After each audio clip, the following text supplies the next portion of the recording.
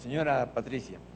Señor Ollanta, en el plan de gobierno que el Partido Nacionalista presentó hace 5 años ya, se decía, se era muy crítico con relación a los tratados de libre comercio, calificándolos como mecanismos neoliberales. No sé si es un halago o un insulto, pero en todo caso, la percepción o la idea que dejaba era que su partido estaba en contra de esos tratados. Todavía no se había firmado el Tratado de Libre Comercio con los Estados Unidos.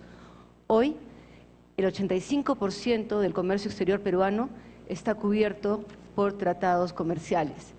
¿Su partido ha cambiado su visión respecto a este tema? ¿Fomentaría usted una mayor profundización o ampliación de estos acuerdos comerciales? Primero que nosotros consideramos que utilizamos mal los términos. No existe un tratado de libre comercio, lo que hay son tratados condicionados de comercio. O yo te repregunto, Patricia, ¿qué condicionamiento podrías ponerle al libre comercio? Pero si tú tienes los TLCs vas a encontrar que parecen una Biblia, ¿no? O un mamotreto así, donde hay una serie de desregulaciones de aranceles, etcétera. Lo que nosotros vemos es que primero, no hay un trato equitativo, porque la mayor parte de los tratados de libre comercio mantienen subsidios, mientras que en el Perú no se está subsidiando la agricultura. O sea, competimos en desventaja. En segundo lugar, creo que el gobierno no sabe en realidad para qué firmó el TLC. Siempre hemos tenido el comercio no se ha inventado ni se ha creado con los tratados de libre comercio. Yo no sé, por ejemplo, en qué le ha beneficiado al sector exportador el TLC con Estados Unidos, si ya tenían el mercado norteamericano, con el ATPDA, firmado gracias a la población cocalera. Los cocaleros no se beneficiaron del ATPDA. En fin, era un ATPDA renovable, sí, tal vez por eso, tal vez en ese sentido el TLC como les ha dado más tranquilidad, pero teníamos ya el mercado norteamericano. Lo que nosotros planteamos es el cambio. El mundo está cambiando. Si no cambiamos nosotros, nos vamos a quedar en la prehistoria. Y el mismo profesor Porter dijo, ya pasó esta época, ahora abren el segundo capítulo o se quedan ahí, porque no va a ser automático. Entonces tenemos que cambiar. Y el mundo moderno no está jugando a través de los TLCs entre ellos. Están jugando con los países como el Perú a abrir TLCs. Nosotros lo que planteamos es salir de la matriz primaria exportadora.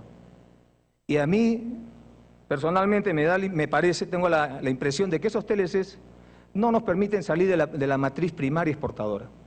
Es más, nosotros pedimos un trato igualitario con el capital extranjero. Ni siquiera pedimos un trato preferente, sino un trato igualitario.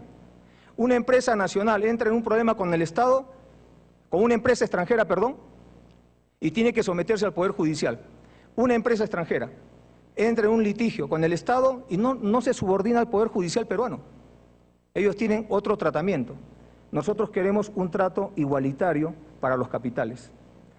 Para terminar en esa pregunta, nosotros vamos a utilizar juiciosamente los mecanismos de estos tratados de libre comercio para defender nuestra empresa nacional, para denunciar los juegos muchas veces a través del dumping y otras cosas más que suceden, para sacarle la vuelta a nuestros empresarios nacionales.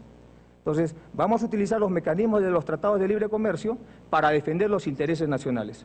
Creo también señalarlo de que todo país tiene el derecho de revisar aquellas cláusulas de tratados, de TLCs, que uno juzgue que afectan el interés del Estado, que afecta el interés de sus empresas. Y de la misma manera, la otra contraparte. Todo eso será dentro de lo que es el diálogo y el respeto del Estado de Derecho. Muchas gracias. Siguiente pregunta, Carlos Gere. Yo en realidad me voy a colar a la pregunta anterior. Tengo una duda sobre el tema de interés nacional, señor Humala. Cuando usted define interés nacional, ¿es el interés nacional de los empresarios o el interés nacional de los consumidores? Porque trato de entender las respuestas y me da la impresión de que usted tiene una posición, corríjame si me equivoco, de mucho apoyo al empresario y defender su interés en este proceso de crecimiento. ¿Cómo queda el consumidor ante una potencial disminución de competencia por esa protección a un grupo? Yo no creo que haya problemas con el consumidor, porque primero hay que señalar, el Estado es el responsable de las políticas que se den en el país, el tema de educación, salud, seguridad, pensiones, entre otras. El Estado no puede permitir la ley de la selva donde el pez grande se coma al pez chico. Nosotros creemos que los empresarios son la herramienta fundamental para este desarrollo, para crear oportunidades, para crear empleo. Cuando nosotros hablamos de interés nacional, no estamos hablando desde un marco de mercado entre productores y consumidores, porque esos consumidores también son productores. Entonces estaríamos entrando como a una falacia, ¿no? El consumidor también es productor y viceversa. Lo que nosotros estamos hablando es de las propuestas de metas que propuse en el 2016. Esa es la visión del Estado. Para que ese Estado pueda resolver el problema de la educación de calidad, la salud, aumentar el sueldo a los maestros, a las fuerzas del orden, etcétera, dejar de hablar de salario o remuneración mínima vital y volver a lo que es la remuneración justa, porque remuneración mínima vital da la impresión que fuera mínima para que no reclames o vital para que no te mueras. Nosotros hablamos de remuneración justa. Para todo eso necesitamos un Estado fuerte, un Estado con mayor capacidad de gasto, un Estado que tenga más presupuesto y que tenga más participación del Producto Bruto Interno. Esa es nuestra visión. Muchas gracias. Entonces, señor Humala, le pregunto, en esa visión de Estado supondría cambios en la Constitución? ¿Cuáles serían los principales cambios, sobre todo en términos del capítulo económico, si es que los hubiese? Ya se han tomado su antiácido, ¿no? Sí. Bueno, nosotros planteamos una serie de cambios. Primero, creemos que una constitución es la repartición del poder, al margen con el respeto de los constitucionalistas. Y una constitución tiene que ser amplia, pero la constitución actual, hecha en la década de los 90, es una constitución que no permite otro modelo que no sea el actual. Más parece el programa económico de un partido político. Entonces, esa constitución es un impedimento al desarrollo nacional, es un impedimento al cambio. Porque en el capítulo, por ejemplo, de recursos naturales, plantea la renuncia del Estado a la propiedad de los recursos naturales, señalando que los recursos naturales pertenecen al Estado en tanto y cuando se encuentren en el subsuelo, y una vez que salen es del que lo extrae. En Cajamarca, una señora me dijo, oiga, Ollanta, ¿cómo van a decir eso? Es como que yo, que estoy encinta, me digan que mi hijo es mío mientras esté en mi vientre, y una vez que sale es del que lo extrae. Entonces, en realidad, tenía mucha razón esta señora. Nosotros creemos que eso tiene que cambiar. Como en el mundo moderno, el Estado es el dueño de los recursos naturales y el Estado debe negociar como socio. Y donde haya que dar en concesión, se dará en concesión. Lo importante es entender que definamos de quién es el Perú, del capital o de los peruanos. ¿O qué es el Perú? ¿El Perú es el oro o el Perú son los 29 millones de peruanos? Yo apuesto que es la integración de los 29 millones de peruanos con toda su geografía, con todo eso. En cuanto al capítulo económico, nosotros, por ejemplo, creemos de que el Estado no puede autodiscriminarse en el sentido de colocarse en un rol subsidiario en la economía nacional. Por Dios, avancemos, no nos quedemos en la prehistoria. La mayoría de países del mundo tienen empresas públicas. Petrobras es empresa pública, Codelco es empresa pública, Pemex, Cemex son empresas públicas que están compitiendo en el mundo. Total Elf es empresa pública. Las principales empresas competitivas son públicas. Yo lo que estoy diciendo es de que el Estado no puede autodiscriminarse y quedarse en un rol subsidiario. El Estado tampoco va a hacerle sombra a los empresarios nacionales.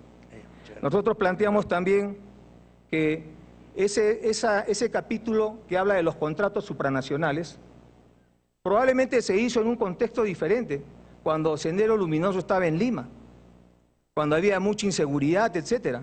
Pero ya pasó eso, ya salimos de esa coyuntura. Es decir, hemos pasado esa coyuntura y no cambiamos. Acá hay muchos empresarios que han heredado la empresa de sus padres, que construyeron su empresa, y ustedes son la siguiente generación de empresarios, o la subsiguiente generación de empresarios. Y ustedes le están dando un nuevo impulso. Creo que los tiempos han cambiado y también nosotros tenemos que cambiar nuestra mentalidad a estar acorde a la coyuntura del mundo. Nosotros, en ese sentido, creemos que esos cambios tendrían que hacerse entre otros cambios. Álvaro Gesler. Según organismos internacionales, en los últimos 10 años, en la última década, la pobreza se ha reducido en 20 puntos. De otro lado, en cuanto a la inequidad, solamente Costa Rica y Uruguay son más equitativos que el Perú. Parece que el modelo está funcionando. ¿Por qué en vez de hablar de cambiar, no hablar de mantener, mejorar y profundizar? En todo caso, ¿qué 3 cambios específicos haría para profundizar el avance ya realizado en pobreza y inequidad? Bueno, yo creo que eso, la pregunta sería, entonces, ¿cómo calificarían lo que ha dicho Porter? Porque él está señalando de que ha habido mejoras, pero no es suficiente. Y para abrir el segundo capítulo, tienes que hacer cambios. Este modelo ha hecho crecimiento económico, y eso es bueno, y hay que mejorar ese crecimiento económico. Pero estamos llegando a una situación en la cual, si no hacemos cambios, si el Estado no invierte fuertemente en infraestructura pública, en asociaciones públicas privadas, etcétera, si el Estado no invierte fuertemente en educación, en salud, para la mayoría de la población, pues esos cambios serán simplemente pasajeros. Ya hemos vivido esta época. ¿Se acuerda la época del guano y el salitre? En el siglo pasado han habido épocas, periodos en los cuales el Perú creció a golpe de 6, 7, 8%. Y habían esos grandes discursos grandilocuentes que decían que ya estamos ahí nomás para pasar al desarrollo, al primer mundo. Y siempre la realidad nos hace pisar tierra. Nosotros creemos que lo que necesitamos es desarrollo. Vuelvo a repetir, crecimiento es plata en el bolsillo de alguien, desarrollo es calidad de vida. Nosotros creemos que ambos son compatibles, pero no puede haber simplemente crecimiento económico, decir que el modelo funciona, cuando tenemos, por ejemplo, en Lima solamente, el 77% de la población que vive con menos de 1.500 soles. Y acá en el interior del país viven con 500 soles, 400 soles mensuales. Cuando hay la precarización laboral, cuando las service contratan personal que está haciendo actividades principales en una empresa, pero no tiene repartición de utilidades. ¿Así vamos a ser competitivos? ¿Así el modelo funciona? Yo creo que tenemos que mirar con mayor generosidad el Perú, y en esto tenemos que unirnos con los empresarios. El Perú puede cambiar si nos juntamos. Solos no podemos hacerlo, necesitamos de ustedes. Gracias. Ignacio Bustamante. Señor Humala, durante su presentación usted ha hablado mucho sobre la importancia de tener un país seguro. Ha hablado también sobre la policía y sobre las Fuerzas Armadas. ¿Podría usted precisar qué rol deberían jugar respectivamente la policía y las Fuerzas Armadas con respecto a combatir la inseguridad ciudadana y el narcotráfico? Ok, son dos temas diferentes. En cuanto al narcotráfico, ese rol no le corresponde a las Fuerzas Armadas. Un subteniente no está preparado para combatir al narcotráfico. Un subteniente no podría diferenciar entre un saco de harina y un saco de PVC. No está preparado, no es su función constitucional. Eso le corresponde a los cuerpos policiales y particularmente a la IRANDO. Hay que reforzarla, etcétera, pero no podemos meter al ejército, a las Fuerzas Armadas, a luchar contra el narcotráfico. Se intentó hacer eso en la década de los 80 y terminó malogrando la moral de las Fuerzas Armadas. En cuanto a la seguridad ciudadana, las fuerzas policiales tienen que tener un rol de control poblacional y las Fuerzas Armadas el control territorial. Esas son competencias distintas de las policías y las Fuerzas Armadas.